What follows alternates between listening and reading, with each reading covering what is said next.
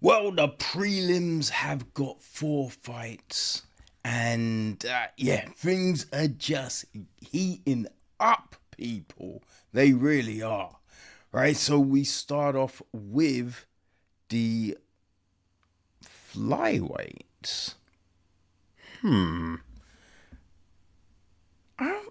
yeah, interesting. Because for some reason, I thought this fighter was at a different weight class. But yeah, no, we have Cody Durden against Nyamjargal Tumendemberel. Yeah, I know I didn't pronounce that correctly, but it's a great fight, people. Nyamjargal Tumendemberel, Art of Knockout. It's a bit of a weird nickname, you know what I mean? But he's 27, 5'7", 71-inch reach, right? He's got an overall pro record of 9-1, coming off a win in his last outing. He's 1-1 in the UFC, right? So he made his debut in November 2024. He lost a split decision to Carlos Hernandez, right? But bounced back with a win over Terence Ceteron. Choked him out in the first round. That was August last year.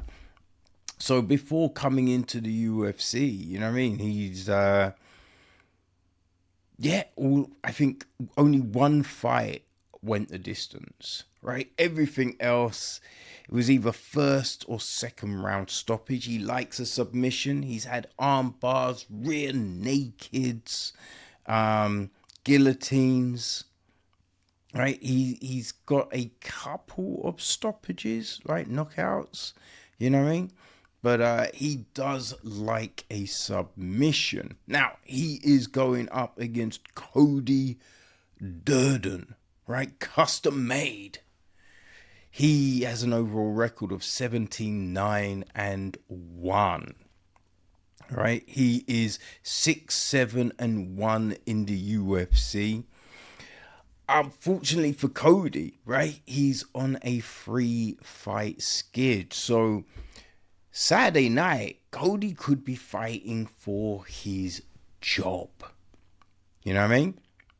So last time out, right? He fought Alan Nascimento, got choked, got caught with an anaconda in the second round. That was November last year. Before that, he fought Jose Ucho, right? Got knocked out in the second round. That was June last year.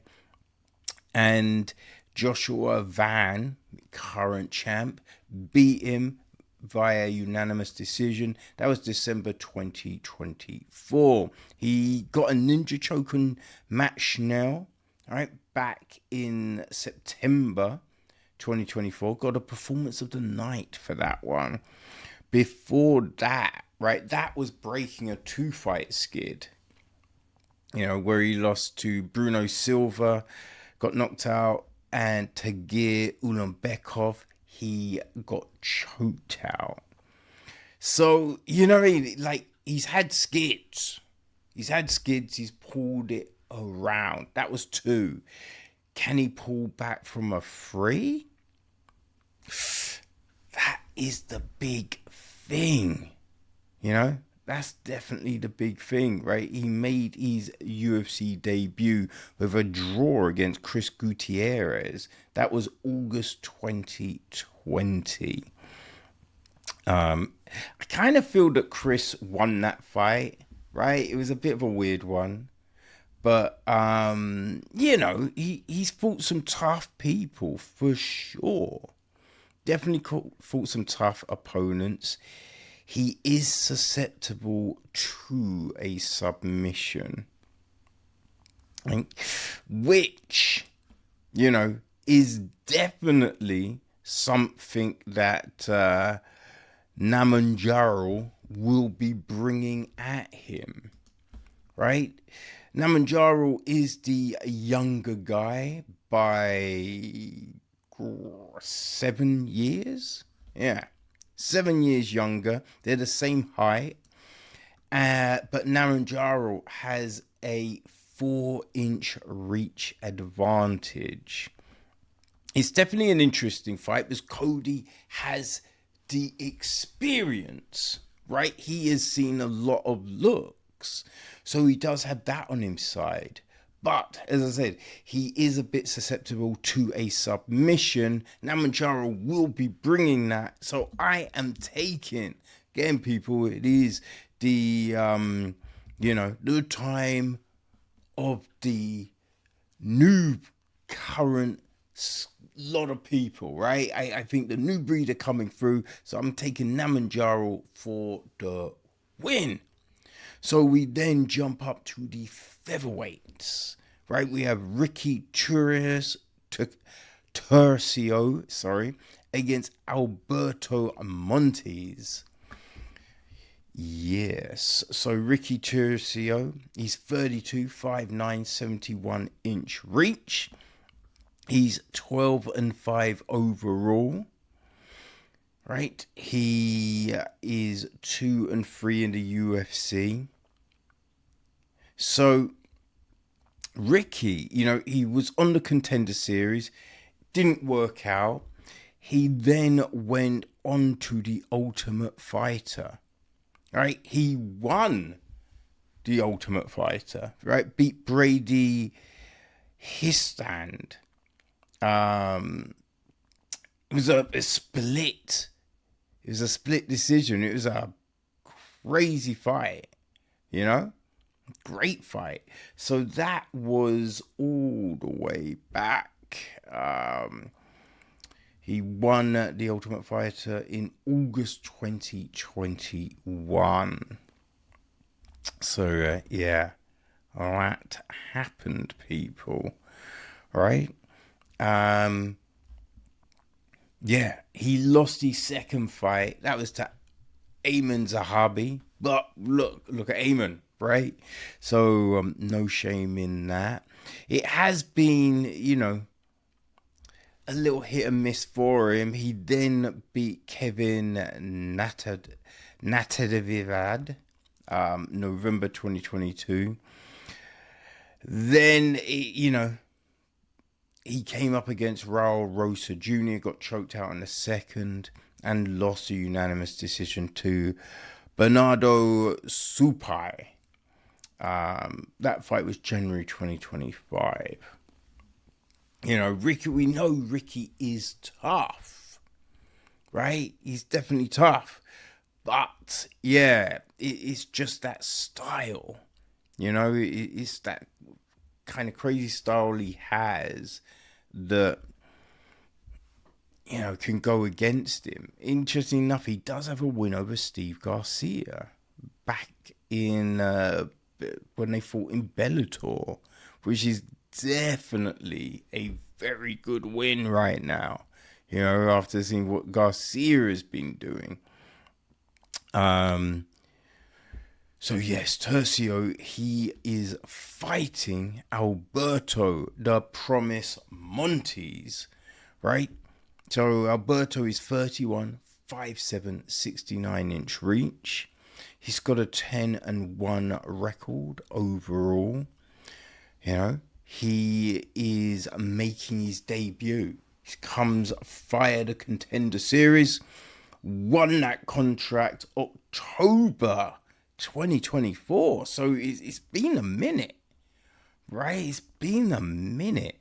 It looks like, I don't know, I think he might have got injured because they tried to schedule him a fight last year, but that got cancelled. So I'm assuming he probably picked up an injury, right? Now, he likes a submission, right? Got a few anacondas. What else? He's a Darce choke, right? So he does like a sub. And Ricky, he's he's pretty good, right? He's got his own jiu-jitsu. He's definitely got that. He has been caught, right? Raul Rosa Jr. caught him with a rear naked. So, and I think Raul did kind of control that aspect of the game, right? So I think Ricky is good, but Ricky is very, he's just constantly moving, right? He doesn't kind of settle into things. He is training with Alpha Male right now, though. So, we'll see what changes maybe have been made with his game. But, man, yeah, it's an interesting fight, right? Just because Alberto has been out for a minute, right? That's what makes it tough. But he did look good in that Contender Series fight. I'm going to take Alberto for the win, right? He is the older of the two, but less wear and tear. And he's on a 3-fight win streak, right? So he is definitely just filled with all the confidence, people. So yeah, I'm going to take Alberto for the win. So then we move all the way up to the middleweight. We have Donte Johnson against Cody Brundage. Okay, so Cody Brundage. He's 31, 6 foot, 72 inch reach. Right? He's got an overall record 11-8-1 with 1 no contest. He is 5-7-1-1 in the UFC. Okay, so 5 wins, 7 losses, 1 draw, and 1 no contest. It's definitely been an odd one for Brundage, right? He had some weird fights, right? Like the Abdul Razak Al Hassan fight, and then the Mansa Abdul Malik fight. Now, those fights are, because I feel that, he lost those fights, right? He definitely lost those fights. And the Abdul Razak Al Hassan fight was a tough one because they say, he was sparked from the illegal blow. But the thing was, he was on Queer Street before the illegal blow. So asking him, are you okay after an illegal blow, he wasn't okay before that blow, So there's been those fights, right, where it just did not go well. And the last two, right, he got put out by Cam Ralston in the second round. That was January this year, right? Beginning of the year. Lost that. Eric McConaughey, he lost a split decision to Eric. I mean, he did look good against Julian Marquez, but Marquez has just been on a downward spiral since fucking things up with Taylor Swift, essentially. You know what I mean? Bo Nickel pretty much handled him in their UFC 300 fight. So it's been a bit of a tough time of late for Cody, right? And you do think, can he turn it around? I don't know, because we see the same mistakes from him over and over again, right? That is the problem. Now he's going up against Lockjaw Donte Johnson. He's 27, 5'8", 74 inch reach, right? So Johnson, he's the younger guy by 4 years, right? He's got a 2-inch reach advantage.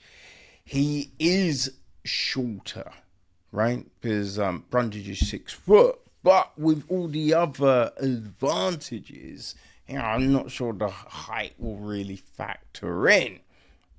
He's got an overall record of 7-0, right? His pro record. He's on an 8-fight win streak right now. And, came from the Contender Series, won his debut, right? Got that contract in August 2025. First round stoppage of Darian Abbey. And then he choked out Sadiq Dumas in November last year in the second round, right?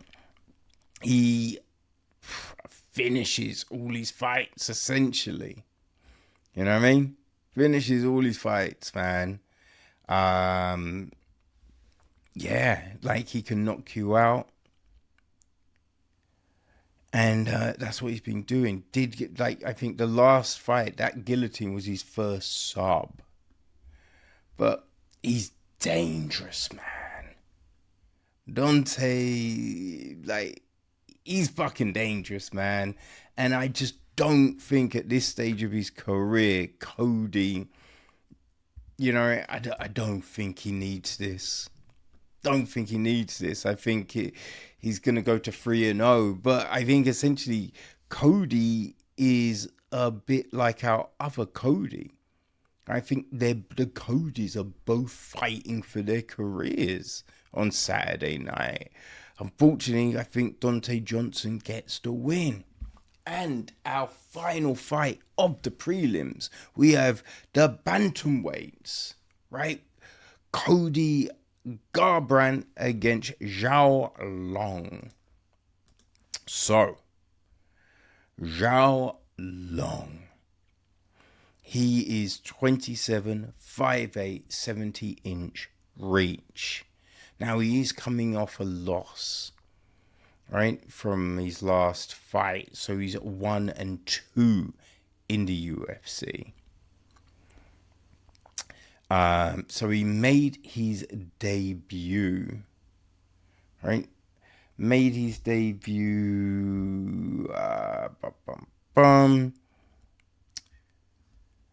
June 2024. And that actually was the final to the road to the UFC. So he lost a split decision to Chang Ho Lee.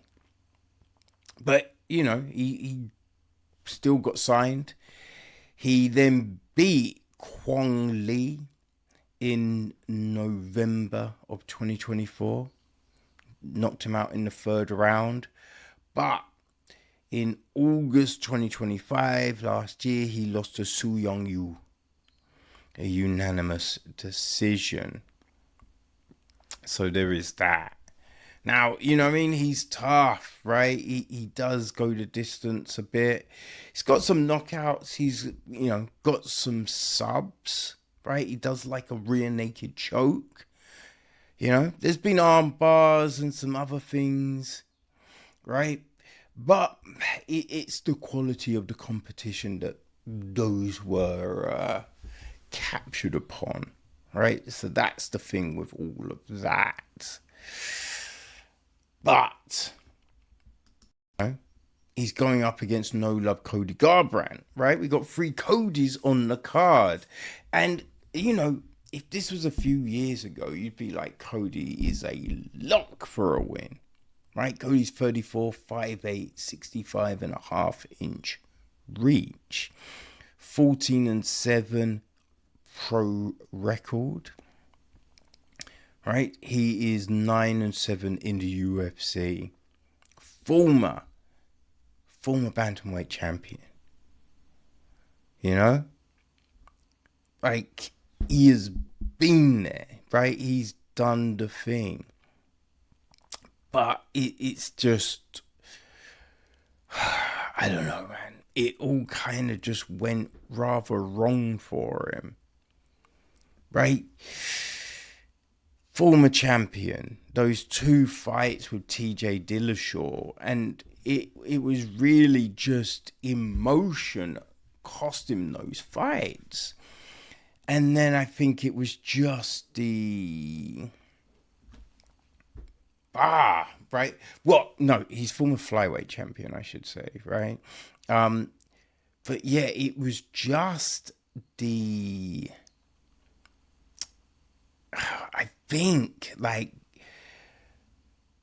the despair of losing to an enemy, right? Losing your belt, that just sent him on this downward spiral, you know?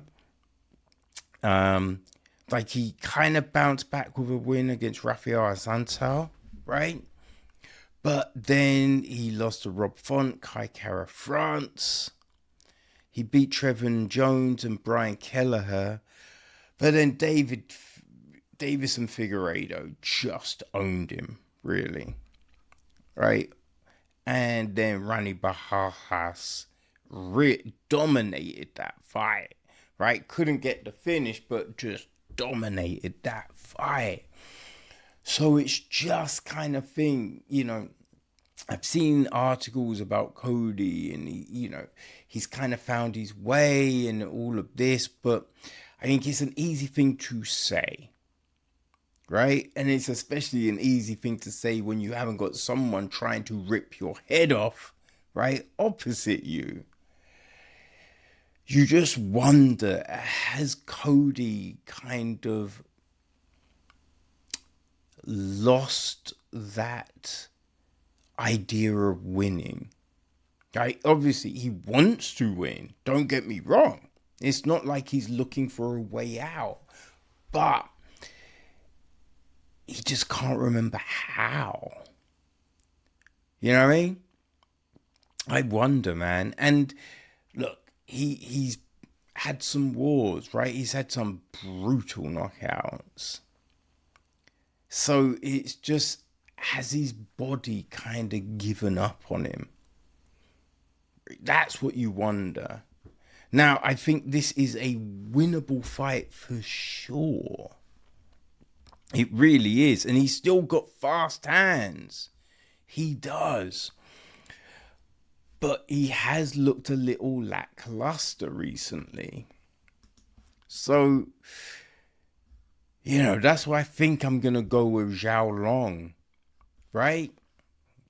It'd be nice to see Cody just rekindle that form, get back on track, but I just don't know if that fire still burns bright enough, right? And it's gotta fire bright, people, because you're going up against younger, hungrier guys.